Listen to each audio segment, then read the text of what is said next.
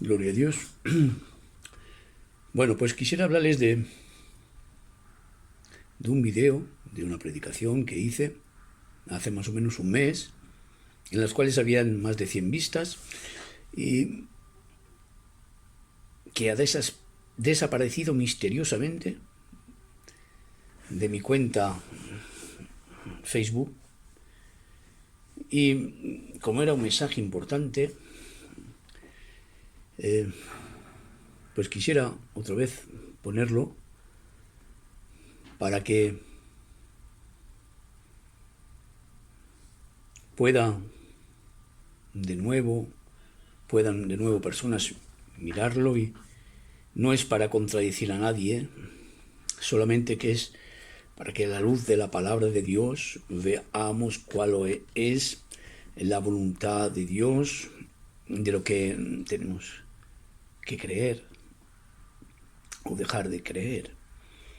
Y esto es acerca de la persona de Jesucristo. O sea que Jesucristo vino aquí en la tierra como un robot,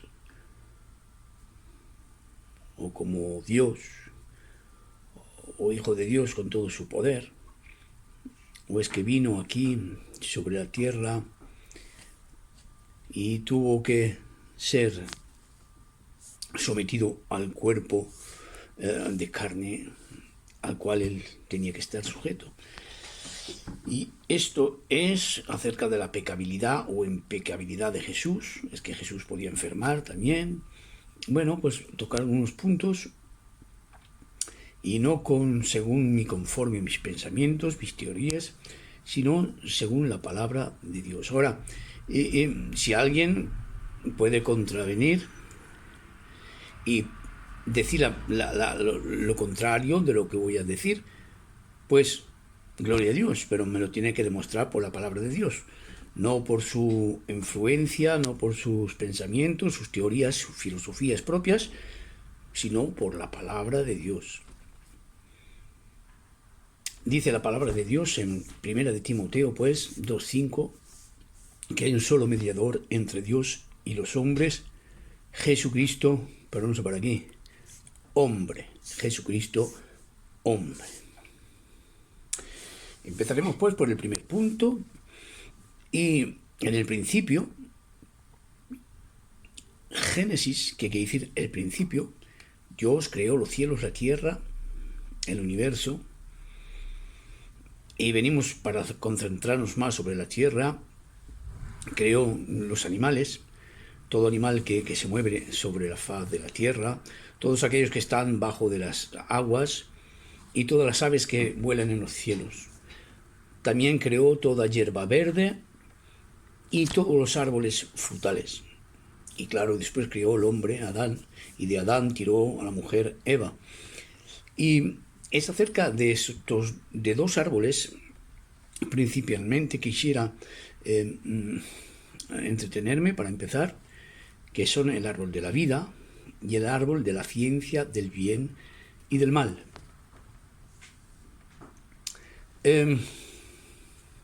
Empezaremos por el árbol de la vida. Si estaba en ese jardín, era porque tenía que servir para algo. Ese árbol de la vida, Adán y Eva tenían que comer de él para no morir, para ser inmortales, diríamos. ¿Cuántas veces tenían que comer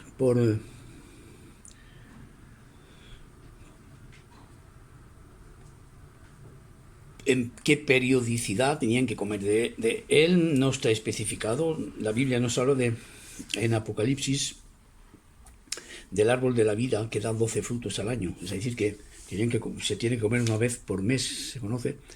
Pero aquí no está especificado de que Adán y Eva cuántas veces tenían que comer de ese árbol de la vida, del bien y del mal. Veamos ahora dónde estaba plazado. Y lo encontramos en Génesis 2:9. Y Jehová Dios hizo nacer de la tierra todo árbol delicioso a la vista, dice, y bueno para comer. También del árbol de la vida en el medio del huerto, Retengan bien la posición del árbol, en el medio del huerto. Ahora miremos el otro árbol, el árbol de la ciencia del bien y del mal. Dios hizo de ese árbol su rival, a los ojos de Adán y de Eva, porque Dios dijo: no comeréis de ese árbol, porque el día que comieseis ciertamente moriréis.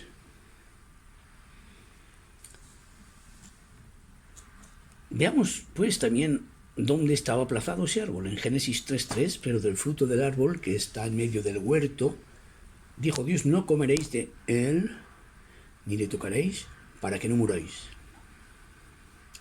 Vemos pues que la posición de este árbol era también el medio del huerto que estaba plantado. Y Satanás estaba allí, disfrazado por medio de serpientes, sobre el árbol, esperando que se acercasen, porque quería hacer caer a Adán y Eva en la desobediencia. Los dos árboles estaban plantados en medio del huerto del Edén, pero el primer pensamiento que me viene y la primera pregunta: ¿no hubiese podido Dios poner ese árbol de la ciencia del bien y del mal en un rincón del huerto del Edén para que Adán y Eva no comiesen, ni lo hubiesen olvidado? No, tampoco es una coincidencia de que Dios pusiese ese árbol cerca del árbol de la vida. Es decir, que cada vez que Adán y Eva tenían que comer del árbol de la vida, tenían que pasar delante, muy cerca, del árbol de la ciencia del bien y del mal. Ese árbol tan bonito y su fruto tan codiciable. Dios no quiso hacer de Adán y Eva robots, sino que les dio otra vez de ese mandamiento el libre albedrío de elegir, de obedecer a Dios o de desobedecer. Hizo Dios hacia los ojos de Adán y Eva el árbol como si fuese su adversario. Dios se hizo un adversario, que era ese árbol. O bien me elegís y me escucháis a mí, o bien me desobedecéis y coméis del fruto del árbol. ¿Qué diremos pues que Dios tentó a Adán y Eva? No, en ninguna manera. El que tentó es Satanás a través del serpiente. Dios prueba, pero no tienta. La diferencia entre probar y tentar la veremos un poco más adelante. Cojamos ahora pues otro ejemplo y veamos que si Dios prueba. Miren, y se encuentra en Génesis 22:1 lo que dice: y aconteció que después de estas cosas, que Dios probó a Abraham y le dijo a Abraham, y él respondió: heme aquí. Y dijo: toma ahora tu hijo, tu único, a Isaac, quien amas, y vete a la tierra de Moriah y ofrécelo allí en holocausto sobre uno de los montes que yo te diré. Ven aquí que lo dice claramente, claro y raso. Probó Dios a Abraham. Otro ejemplo más, y eso se encuentra en Mateo 3, cuando Jesús fue bautizado por Juan el Bautista en el Jordán, y se oyó una voz cuando el Señor fue bautizado: este es mi Hijo en quien yo tengo que he puesto toda mi complacencia. Y dice que cuando salió de la inmersión del agua, vino el Espíritu Santo sobre él en forma de paloma, y aquí se termina el capítulo 3 de Mateo. Pero empieza el capítulo 4 diciendo: entonces Jesús fue llevado por el Espíritu, ese es el Espíritu Santo, el que descendió unos momentos antes hacia Jesús en forma de paloma, al desierto, lo condujo al desierto para ser tentado por el diablo. Aquí también nos podríamos pensar que Dios tentó a Jesús, pero no, en ninguna manera. Una vez más, vemos aquí que Dios es el que prueba, es el que lo llevó al desierto, pero Satanás es el que tienta. Si buscaríamos la definición de probar, sería poner un peso, una carga, para ver si resiste o no. No con el deseo de que rompa, sino para saber si tendrá. La palabra de Dios dice en Santiago 1:13 que cuando alguno es tentado no diga que es tentado de la parte de Dios, porque Dios no puede ser tentado por el mal, ni tienta a nadie. Dios prueba, pero no tienta. La definición de tentar podríamos decir que es para hacer caer, para que no resista. Ese es el objetivo del diablo. Y ese objetivo Satanás lo logró con el primer Adán, como hemos visto. Aunque ese no tuviese concupiscencia, porque no tuvo padre ni madre que le transmitiesen el pecado, sin embargo, pecó. Volvamos pues a Génesis 3:17, cuando dice a Adán: por cuanto escuchaste la voz de tu mujer y has comido del árbol maldito, será la tierra por tu causa, con trabajo comerás de ella todos los días de tu vida.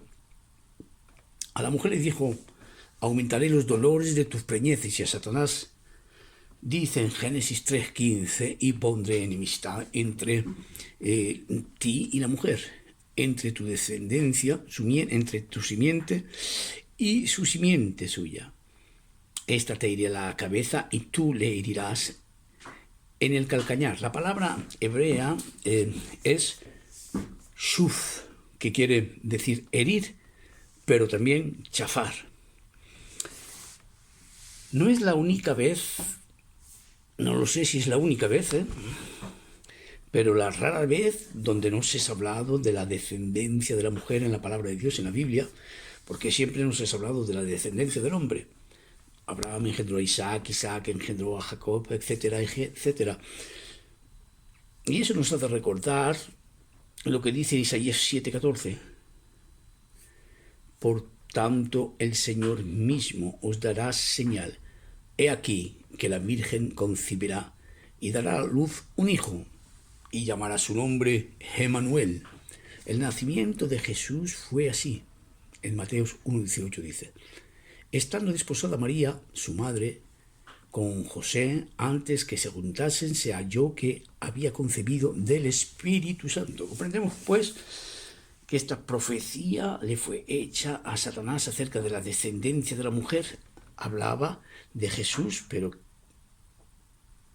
quise comprender un poco más las dos partes de esta profecía. Sabía que había una relación con la crucifixión, el herir el talón o chafar la cabeza. Por eso busqué y encontré que arqueólogos judíos encontraron dos restos de cuerpos de hombres que habían sido crucificados en Israel en el período romano, y los dos estudios dicen que esos hombres fueron clavados por el talón o el calcañar, aunque uno dice que fue por un talón y el otro estudio dice que fue por los dos talones. Y esta es la primera parte de la profecía: tú le herirás el calcañar. Génesis 3:15. La segunda parte dice: la simiente de la mujer, que es, pues lo sabemos, Jesucristo, te chafará la cabeza. Como hemos visto, puede ser herir o chafar, pero aquí es la descendencia, la simiente de la mujer te chafará la cabeza. Recordemos cuando Jesús fue crucificado, lo fue en el monte Golgotá, que quiere decir el monte de la calavera. Y esto tampoco es una coincidencia, que se llame el monte de la calavera. Jesús fue levantado en esa cruz, en ese monte, y como una espada Jesús el mismo, como si fuese esa espada que penetraba en ese monte, en esa calavera. Y eso es para hacernos recordar la profecía de Génesis 3:15.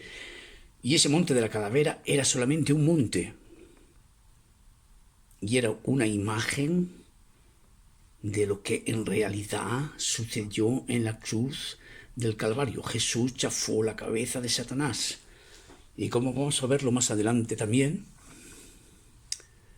en una de las ocasiones Jesús, vemos que en Mateo 16:21, que le era necesario de ir a Jerusalén, dice, y padecer muchos de los ancianos, de los principales sacerdotes y de los escribas, y ser muerto y resucitar al tercer día. Entonces Pedro, tomándolo aparte, comenzó a reconvenirle diciendo: Señor, ten compasión de ti, en ninguna manera esto te acontezca.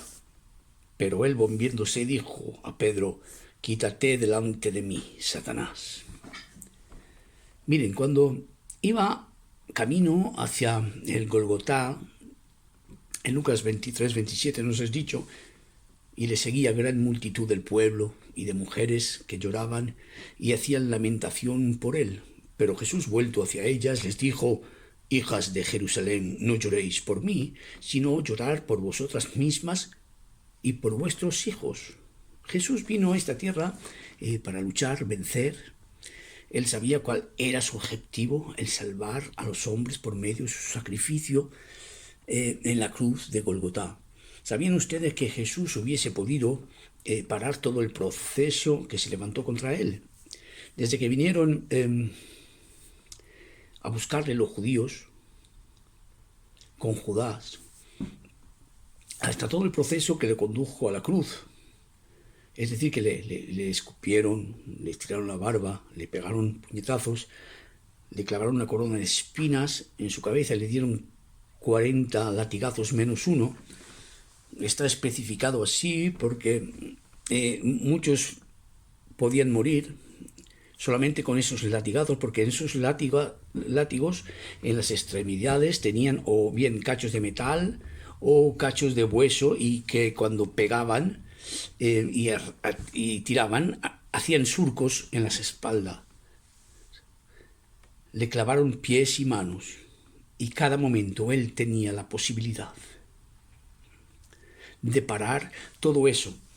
¿Y cómo pues puedo saberlo? Porque la palabra de Dios lo dice. Miren, cuando vinieron a arrestarlo en Mateo 26:51, pero uno de los que estaban con Jesús extendió la mano, sacó su espada, ese era Pedro, e hiriendo a un siervo del sumo sacerdote, le quitó la oreja. Entonces Jesús le dijo: vuelve tu espada a su lugar, porque todo lo que toman espada, a espada perecerán. ¿Acaso piensas, Pedro, que no puedo orar a mi Padre? Y al instante él me daría más de 12 legiones de ángeles. Una legión romana era aproximadamente 6.000 hombres. Aquí serían unos 70.000 ángeles. Por eso aquí coge más importancia la palabra que dijo el Señor: la vida nadie me la quita, sino que yo mismo la doy. Porque podía orar al Padre y le hubiese enviado esos ángeles. Así que podemos decir que Jesús voluntariamente dio su vida, nadie se la quitó, sino que él mismo la dio. Ahora, quisiera ver de qué manera Jesús venció, o bien Jesús fue un robot, como hemos dicho al principio, como muchos nos lo presentan, es a decir, que no podía enfermar, no sentía dolor, no podía pecar, etcétera, etcétera. O bien como nosotros lo presentamos a Jesús como el más gran héroe de todos los tiempos, vamos a ver lo que nos habla la palabra de Dios acerca de Jesús, de su naturaleza, de su cuerpo, a qué fue atribuida su victoria, a su divinidad, o bien a su esfuerzo y a su valentía. Primeramente podemos decir que Jesús era Dios, porque perdonaba pecados, y solamente Dios puede perdonar pecados. En su esencia lo era, pero Jesús estaba limitado por un cuerpo de carne, como está escrito en Hebreos 2:9. Y dice así: pero vemos aquel que fue hecho un poco menor que los ángeles, a Jesús. Pablo nos dice en Romanos 8:3, porque lo que era imposible para la ley, por cuanto era débil en la carne, Dios enviando a su Hijo en semejanza de carne de pecado. Parece que hay una contradicción acerca de estos dos versos, y en esto se aferran muchos en los llamados impecables. Los impecables son aquellos que dicen que Jesús no podía pecar. Dice Pablo, en semejanza de carne de pecado. Claro que era en semejanza de carne, ya que su padre no era terrenal, pero sí su madre. Miren, cada célula del cuerpo tiene 23 pares de cromosomas, o 46 cromosomas. La mitad son del padre y la mitad son de la madre. Jesús tenía los cromosomas de su madre, María. Por eso Pablo no se paró solamente en el verso que venimos de leer a decir que era semejante de carne, sino que dijo en Colosenses 1:22, sin embargo, ahora Él os ha reconciliado en su cuerpo de carne. Pablo aquí dice un cuerpo de carne. Lo sabemos que no era completamente de carne, como nosotros, pero sí que era de carne. Miren, Juan insiste mucho sobre el tema y dice así en 1 Juan 5:6, este es Jesucristo que vino mediante agua y sangre, no mediante agua solamente, sino mediante agua y sangre. ¿Ven cómo insiste Juan en decir que vino como mediante agua y sangre? El agua es símbolo de lo que es espiritual, la sangre es lo que es del hombre, de la carne. Vuelve a decirnos Juan en Juan 19:34, cuando el soldado traspasó su costado, salió agua y sangre. Sigue insistiendo Juan en su naturaleza humana de Jesús. Pero muchos se aferran en decir que en él habitó toda la plenitud de la deidad. Y yo no sé qué Biblia están leyendo esos hombres, porque la Biblia nunca ha dicho eso y no está escrito así. Eso lo encontramos en Colosenses 2:9 y dice así: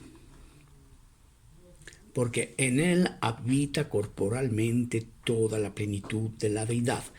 No dice aquí Pablo que en él habitó toda la plenitud de la deidad, sino que en él habita. Pablo escribió la epístola de los Colosenses casi a la fin del primer siglo. Jesús ya había muerto, había resucitado y estaba sentado a la diestra del Padre. Y es ese momento que en él habitaba toda la plenitud de la deidad, una vez que ha resucitado, que se ha puesto a la diestra del Padre. Vemos que Jesús como hombre en la tierra tuvo hambre en el desierto, tuvo sed en la cruz, tuvo sueño en la barca y se durmió, lloró sobre Jerusalén, pasó angustia en Getsemaní y también allí enfermó. Dice la palabra de Dios que su sudor eran como gotas de sangre. Esa enfermedad se llama hematidrosis. Muchos dicen que no podía enfermar cuando Isaías 53 nos lo presenta como varón de dolores, experimentado en quebranto. Ahora, esta es la polémica en la pecabilidad o impecabilidad de Jesús, ¿cierto?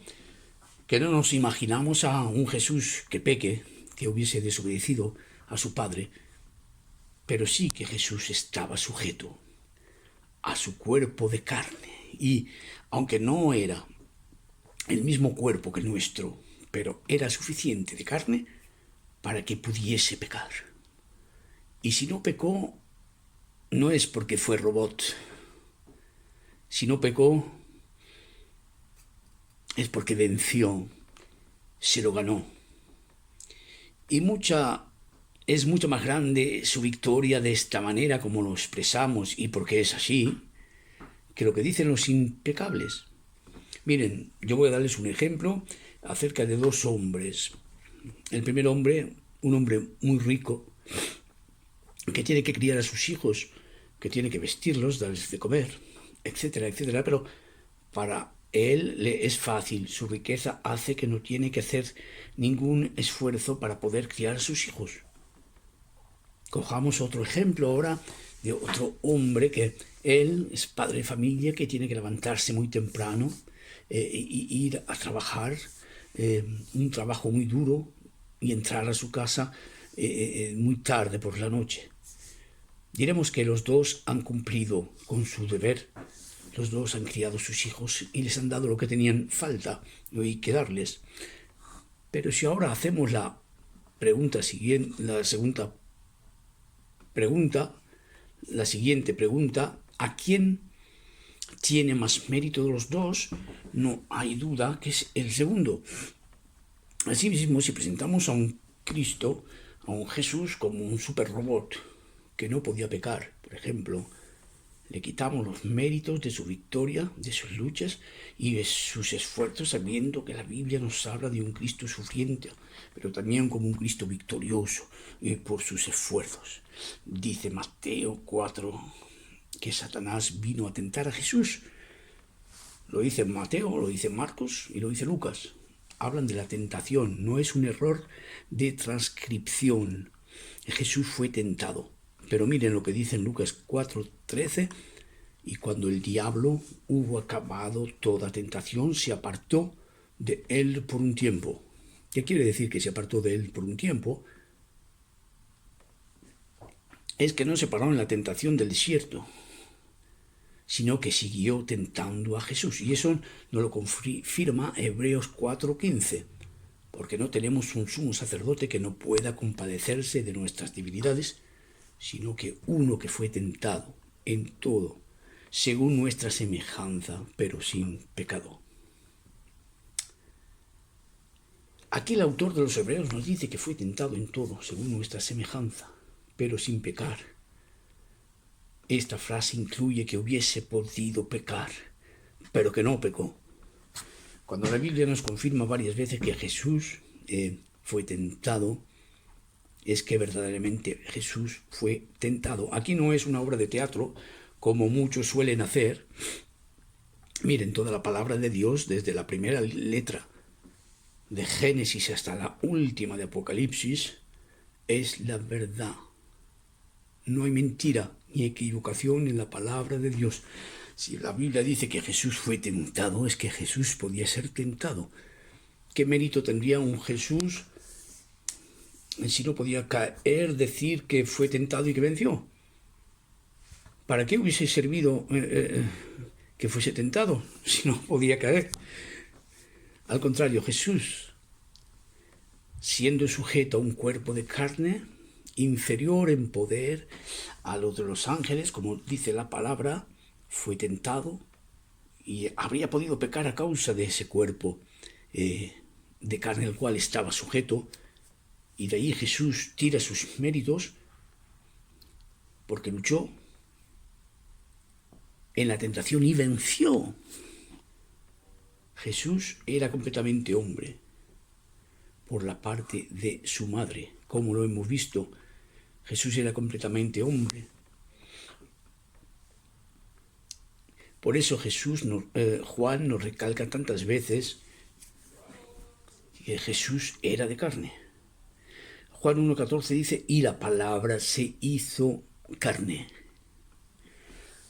Continúa diciendo en 2 de Juan 1:7, porque muchos engañadores han salido por el mundo que no confiesan que Jesucristo ha venido en carne. Quien esto hace es el engañador y el anticristo.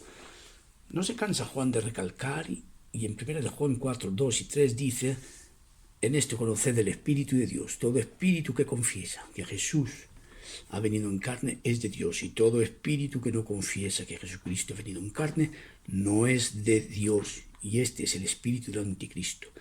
Hemos visto pues que Pablo, después de decir que vino en semejanza de carne, dice en Colosenses 1:22, sin embargo ahora Él nos ha reconciliado en su cuerpo de carne, es decir, en su posición de hombre, como dice 1 Timoteo, porque hay un solo mediador, como hemos visto, este verso, entre Dios y los hombres, Jesucristo, hombre, está bien precisado que es Jesucristo, hombre.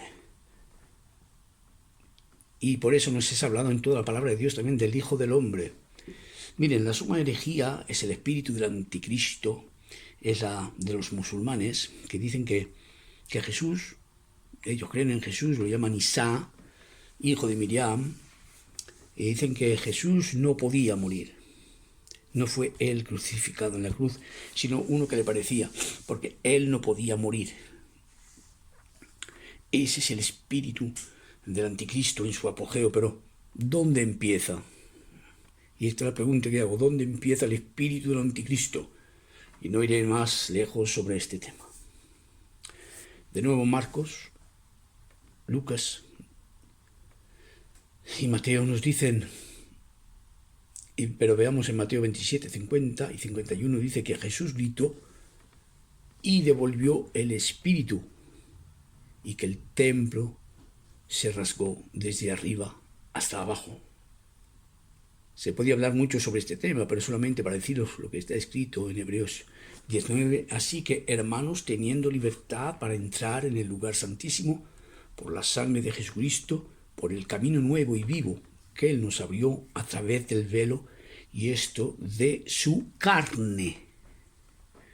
Y para terminar, quisiera citar Colosenses 2:15, y despojando a los principados y a las potestades, los exhibió públicamente triunfando sobre ellos en la cruz.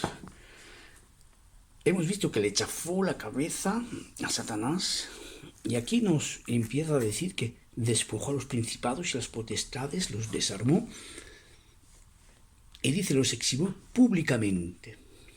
Eso me hace recordar la victoria de David sobre Goliat.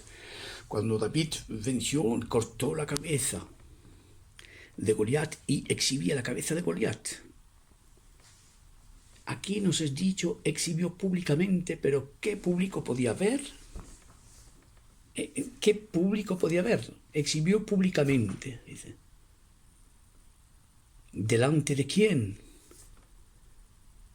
Me imagino, pues, después de haber pasado esos momentos de dolor, Jesús, cuando Jesús murió, la corte celestial con Dios y el Espíritu Santo y los ángeles, claro, y del otro lado Satanás con su cabeza chafada y todos sus ángeles, principados, potestades, despojados, desarmados, vencidos y afrentados. Y ver que toda esa corte celestial, los ángeles de Dios empezaron a reír y a burlarse de Satanás y de todo su ejército. Hay versiones que dicen que los llevó en afrenta en público. ¿Pero por qué tan gran victoria? Porque ese verso nos expresa una derrota tan grande de estas huestes diabólicas y hasta del mismo diablo. Miren, Jesús fue creador de todo lo que existe junto con el Padre, de lo visible e invisible. Que Jesús hubiese vencido como Dios, después de todo es un Dios que venció a sus criaturas, porque Él fue creador de todos los ángeles antes de ser que se rebelasen. Pero si Jesús como hombre venció a Satanás y a todas sus potestades, esta es la gran victoria. Y así fue. Por eso Jesús fue el más gran héroe de todos los tiempos. Porque Jesús venció como hombre. Y si en Israel se cantaban para Saúl, porque mató a sus 1000, y David, que mató a sus 10,000, ¿cuánto más podemos cantar, psalmodiar, bendecir y alabar a nuestro Señor Jesucristo, nuestro Salvador? Porque como hombre venció a Satanás y a todas sus potestades. Y podemos decir, Santo, Santo, Santo, es el Cordero de Dios que quita el pecado del mundo. Que Dios les bendiga, hermanos, y que les pueda servir de que podamos valorar la victoria de Jesús en Golgotá, que no quiso utilizar su divinidad, sino que como hombre venció Que Dios les bendiga. Amén.